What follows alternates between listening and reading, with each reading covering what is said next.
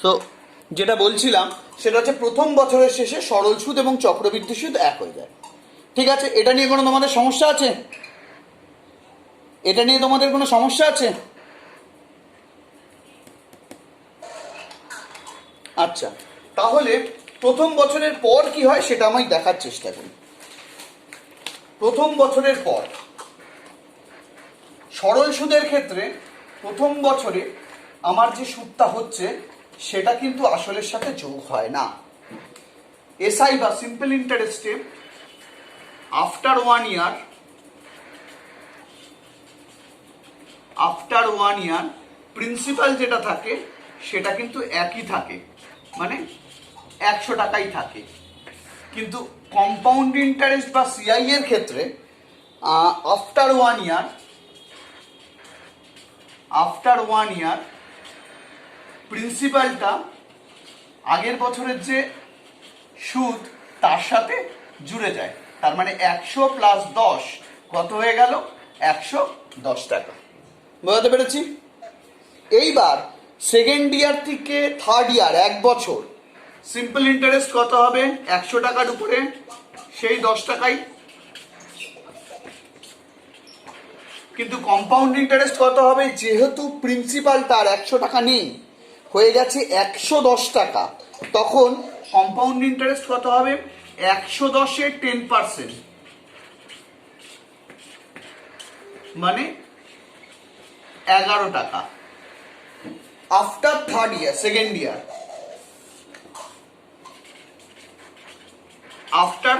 ইয়ার simple ইন্টারেস্টে principal কিন্তু একই থাকবে,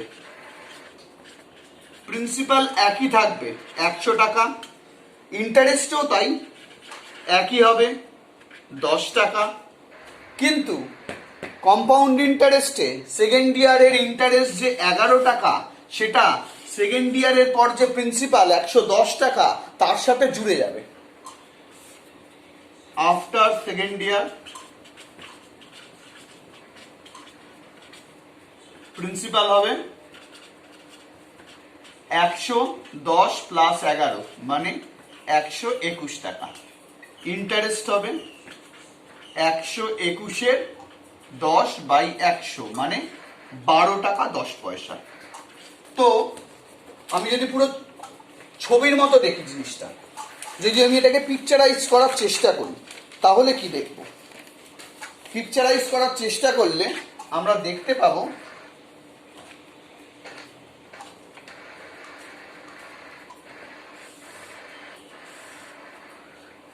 এটা সিম্পল ইন্টারেস্ট, এটা কম্পাউন্ড ইন্টারেস্ট।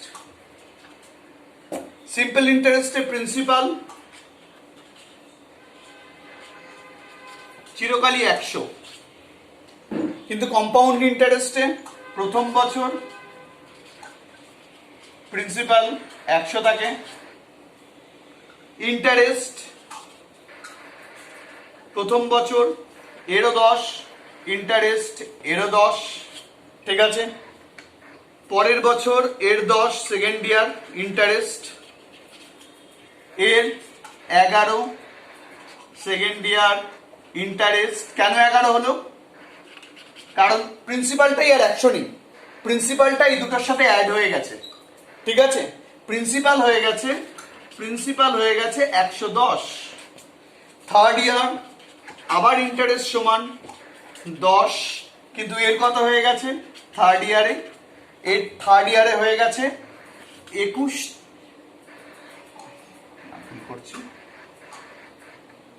টাকা 10 পয়সা, ঠিক আছে। তাহলে টোটাল ইন্টারেস্ট কত হলো? টোটাল ইন্টারেস্ট হয়েছে 21 টাকা 10 পয়সা, না, এখানে হচ্ছে তোমার 110 প্লাস 11, 121, 12 টাকা 10 পয়সা, ঠিক আছে। তাহলে টোটাল ইন্টারেস্ট এর কত? 10, 11 আর 12 টাকা 10, মানে 33 টাকা 10 পয়সা। আর এর টোটাল ইন্টারেস্ট কত হয়েছে? 30 টাকা। দেখো 3 টাকা 10 পয়সা কিন্তু ইন্টারেস্ট বেড়ে গেছে সিম্পল ইন্টারেস্টের থেকে কম্পাউন্ড ইন্টারেস্ট। কেন হয়েছে? কারণ প্রতি বছর স্টেপে স্টেপে প্রিন্সিপালের সাথে জুড়েছে তোমার ইন্টারেস্ট। আমি 6টা অঙ্ক নিয়ে আজকে কাজ করব, 6টা না 7টা। তো সেই 6টা অঙ্ক আমি লিখে রেখেছি, সেইটা দিয়ে আমি এক এক করে তোমাদের এই চ্যাপ্টারটা বোঝানোর চেষ্টা করবো। এগুলো বইয়েরই অঙ্ক।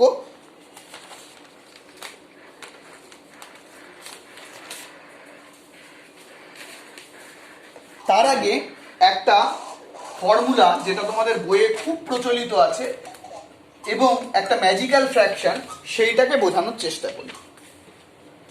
দেখো আগে ম্যাজিক্যাল ফ্র্যাকশনটা বুঝিয়ে নিই। যখন 10% থাকে সিম্পল ইন্টারেস্ট যখন 10% থাকে, ইন্টারেস্ট রেট 10%, ঠিক আছে? প্রিন্সিপাল যদি 100 হয়, মাথায় রাখো, প্রিন্সিপাল যদি 100 হয়, 1 বছর পর প্রিন্সিপাল কত হবে? কি হবে বলো তো? এখান থেকে আমরা ম্যাজিক্যাল ফ্র্যাকশনটাকে পাবো।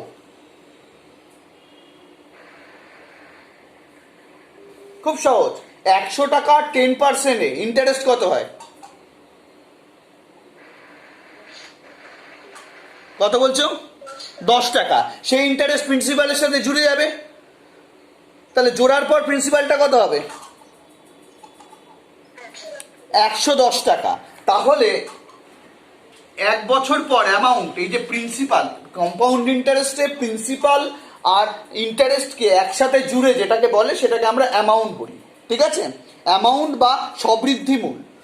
1 বছর পর সবৃদ্ধি মূল, আমি আলাদা করে ইন্টারেস্ট চাইছি না, সবৃদ্ধি মূলটাকে চাইছি, যেটাকে এ দিয়ে লেখা হয়।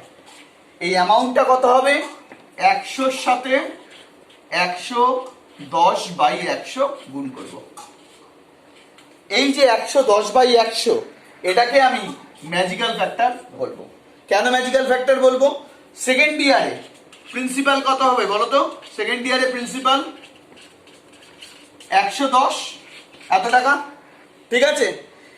সেকেন্ড ইয়ার পর, মানে সেকেন্ড ইয়ার শেষ করে থার্ড ইয়ারের শুরুতে প্রিন্সিপাল কত হয়ে যাবে? সেকেন্ড ইয়ারের শেষে সবৃদ্ধি মূল বা অ্যামাউন্ট কত হবে বলো? বলতে পারবে কত হবে?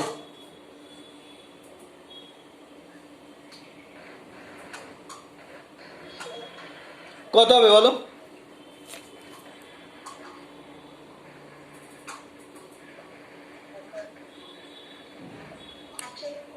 হ্যাঁ 121। কি করে বেরোলো? 110-এর আবার 10% মানে 11, 110/100। তাহলে ভেবে দেখো, এটা করাও যা, এটা করাও যা। 100-কে 110/100 হোল স্কোয়ার দিয়ে গুণ করাও তা, তাই না? দেখো 110/100 গুণ 100, এটা করলে তাই হচ্ছে। তাই এই 110/100টাকে আমার কি বলবো? Magical fraction. 10% হলে এই ম্যাজিক্যাল ফ্র্যাকশন কত? 110/100। 5% হলে ম্যাজিক্যাল ফ্র্যাকশন কত হবে?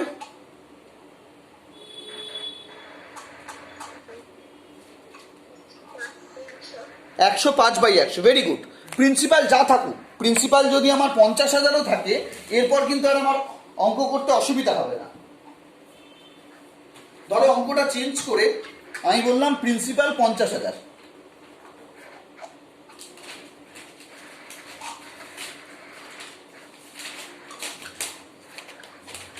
বলে দিলাম প্রিন্সিপাল 50,000।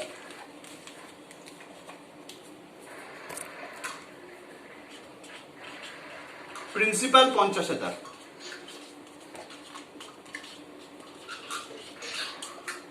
রেট অফ ইন্টারেস্ট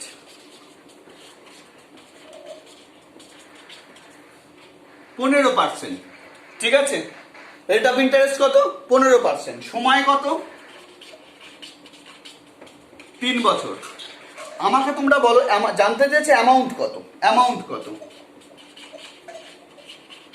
অ্যামাউন্টটা জানতে চেয়েছে। ম্যাজিক্যাল ফ্র্যাকশনটা কত হবে বলো তো?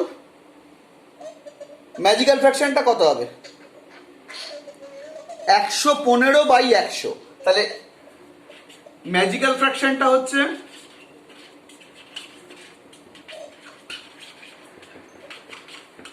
115/100। এটাকে কবার গুণ করব? এটাকে কবার গুণ করব? 3 বার। কার সাথে? কার সাথে? 50,000-এর সাথে। ভেরি গুড, 50,000-এর সাথে। কারণ এই যে প্রিন্সিপালটা 50,000, তাহলে 50,000 অ্যামাউন্ট আমার কত হবে 3 বছর পর? 50,000 গুণ ম্যাজিক্যাল ফ্র্যাকশন 115/100 তার হোল কিউব। এটাকেই তোমার আমার বইতে এইভাবে দেওয়া আছে। আমরা কিন্তু ম্যাজিক্যাল ফ্র্যাকশন মাথায় রাখতে পারলে কোনো অঙ্ক এর আটকাবে না। শুধুমাত্র সময়ের অঙ্কটা আমরা অন্যভাবে করব। এটার ফর্মুলেশন কি করে হয়, এটার ফর্মুলা কি করে দেখবো আমরা? এর ফর্মুলা হচ্ছে আসল যদি পি হয়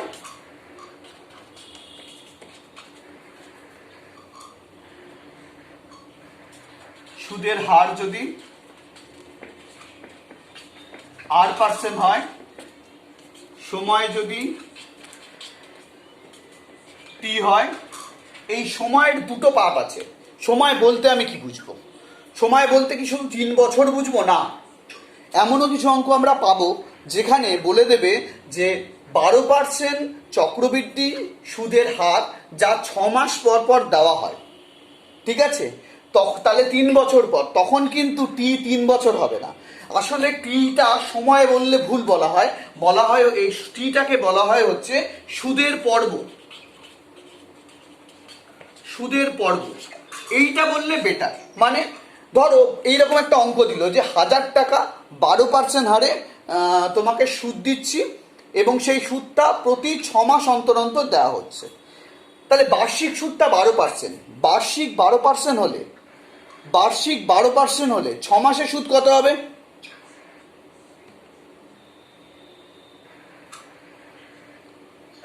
ভেরি গুড, 6%। 6 মাসের সুদ কিন্তু আর 12% থাকে না, 6%। ঠিক আছে, এইবার 3 বছরে কবার সুদ দেব? হ্যাঁ, কবার? 6 বার। Very good. ঠিক আছে, ম্যাজিক্যাল ফ্র্যাকশন কি হবে?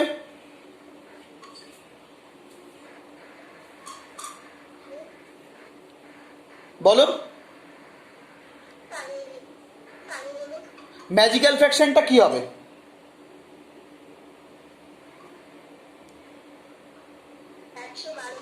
না না না, তুমি 6 বার যখন দেবে তখন তো আর 12কে 6 বার দিচ্ছ না, তুমি কত পার্সেন্টকে 6 বার দিচ্ছ?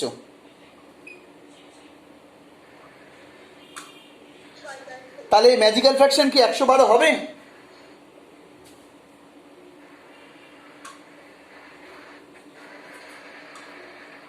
কি হবে ম্যাজিক্যাল ফ্র্যাকশন?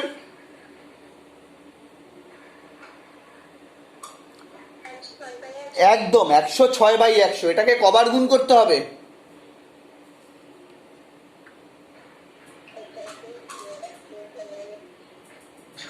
6 বার। কার সাথে? আসলের সাথে। হয়ে গেল অঙ্ক।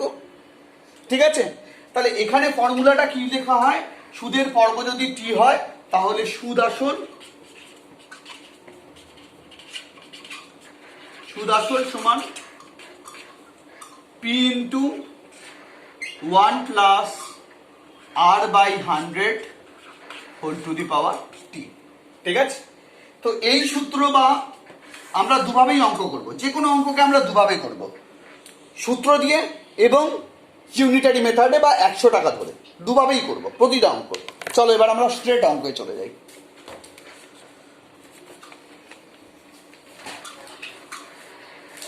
বুঝতে পারছো? এগুলো আমি সব ছবি দিয়ে দেবো, অসুবিধা নেই ভিডিওর সাথে। তোমাদের বইয়ের 1 নম্বর অঙ্কটা, আমার কাছে 5,000 টাকা আছে, ওই টাকা ব্যাংকে বার্ষিক 0.5% চক্রবৃদ্ধি হারে জমা রাখলে 2 বছর শেষে সুদ আসলে মোট কত টাকা পাবো? ঠিক আছে, দেখো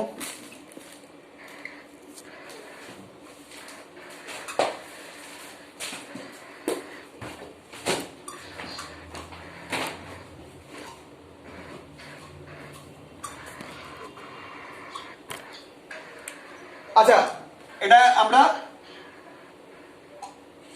দুভাবে করব, ঠিক আছে? প্রথম দেখো আসল কত বলেছে, পি কত? পি হচ্ছে 5,000, সুদ আর কত? 8.5%, টি কত? 2 বছর, ঠিক আছে? ফর্মুলা ফেলে দিই, এ ইজুকাল টু কত? অ্যামাউন্ট, এ মানে সবৃদ্ধি মূল, সুদ এবং আসল, এ কত? 5,000 গুণ 8.5 বাই 100 তার হোল স্কয়ার। এখান থেকে ম্যাজিক্যাল ফ্র্যাকশন একবারে লিখবো। কত ম্যাজিক্যাল ফ্র্যাকশন? আমরা উচ্চারণ করব না মুখে, কারণ বইতে ম্যাজিক্যাল ফ্র্যাকশন কথাটা লেখা নেই। ম্যাজিক্যাল ফ্র্যাকশন কত?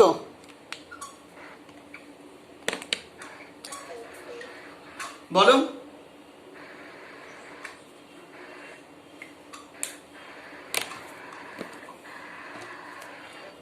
বলো। 5,000, চোখেই তো দেখতে পাচ্ছ, কত হবে ম্যাজিক্যাল ফ্র্যাকশন বলো?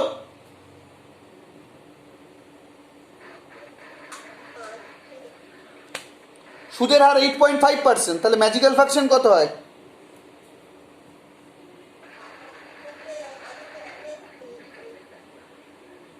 কি মনে হচ্ছে?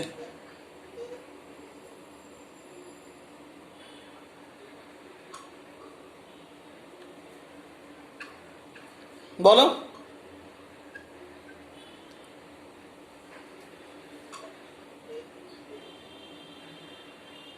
হুম,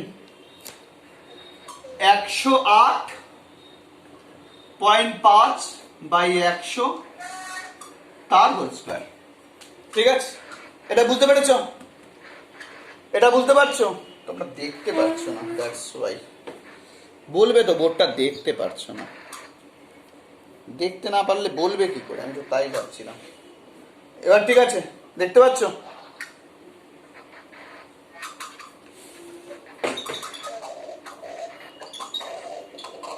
ঠিক আছে, এবার হলো। তাহলে 5,000-এর সাথে আমি গুণ করব। 5,000 108.5 ইন্টু 108.5 বাই 100 গুণ 100, এত টাকা। এখানে টাকা না লিখলে কিন্তু 1 নম্বর কাটা। একটা দুটো, একটা দুটো, এই 3টে কাটলো। তাহলে এবার গুণ করতে হবে এটা। 5 গুণ 108.5 ইন্টু 108.5 বাই 10, এই টাকাটা। এই গুণটা করলেই হয়ে যায়, ঠিক আছে? এটা আরেকটা কিভাবে করা যায়? আরেকটা এইভাবে করা যায় যে আমি যদি আমার আসল 100 হলে, ঠিক আছে, প্রথম বছরে সুদ 100, সুদ আসল 108 টাকা 50 পয়সা হলো। পরের বছরে সুদ আসল, দ্বিতীয় বছর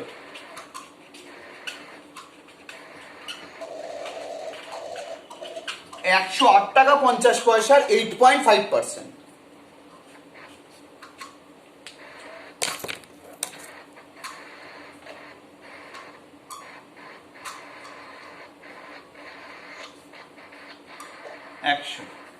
ঠিক আছে।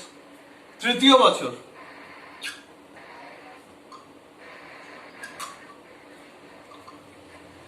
108 ইন্টু 8.5,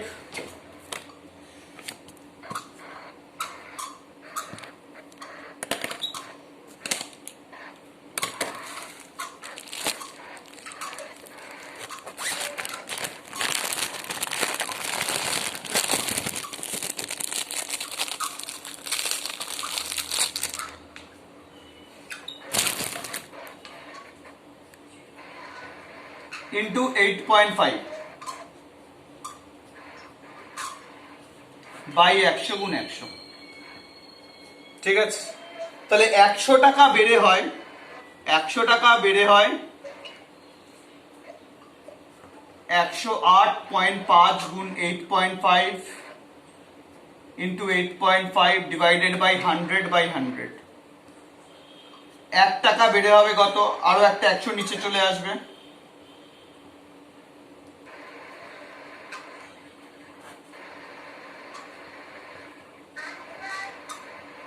আর 50,000 বেড়ে হবে কত? মানে ইন্টু 50,000। এটা করলে উত্তর চলে আসে। এই অঙ্কটা বোঝা গেছে? এই অঙ্কটা নিয়ে কোনো সমস্যা আছে? আবার রিভাইজ করিয়ে দিই। তোমার আসল হচ্ছে 5,000, ঠিক আছে? সুদের হার 8.5%। ক বছর পর? 2 বছর পর। 2 বছর পর। তাহলে এটাকে আমি 3 বছর পর করে দিলাম, ঠিক আছে? তাহলে ম্যাজিক্যাল ফ্র্যাকশন কত হচ্ছে? 108.5/100। এটাকে দুবার এর হোল স্কোয়ারকে গুণ করতে হবে কার সাথে? 5,000 এর সাথে। হয়ে গেল, ঠিক আছে? নেক্সট অঙ্ক।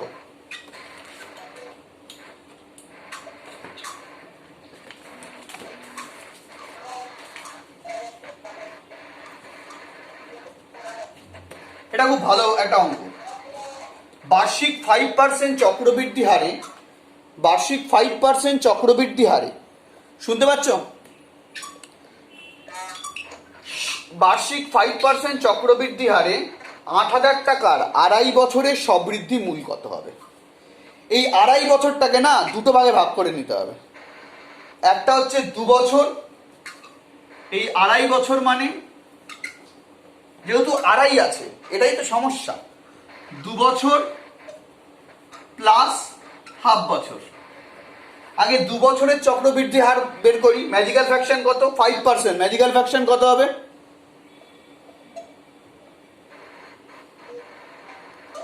5% 105/100, ঠিক আছে? তো আমাদের ফর্মুলা অনুযায়ী তাহলে 2 বছর পর সুদাসল, সুদাসল কত? 8,000। Magical fraction 105/100। হোল কত হবে বলো? হোল কত হবে? Whole square. Very good, whole square, ঠিক আছে? এত টাকা করি। 8,000 গুণ 105 গুণ 105 ডিভাইডেড বাই 100, এত টাকা, ঠিক আছে? হলো? কাটি। একটা শূন্য একটা, দুটো দুটো, তিনটে তিনটে, হলো। এইবার এই গুণটা, আচ্ছা 5 দিয়ে কাটি। 21, 5 দুগুণ 10, 4। তাহলে উত্তর আসছে 4 গুণ 21 গুণ 105, এত টাকা। এটা গুণ করে দেখি কত হয়। 105কে 4 দিয়ে গুণ করে দিই, মানে 420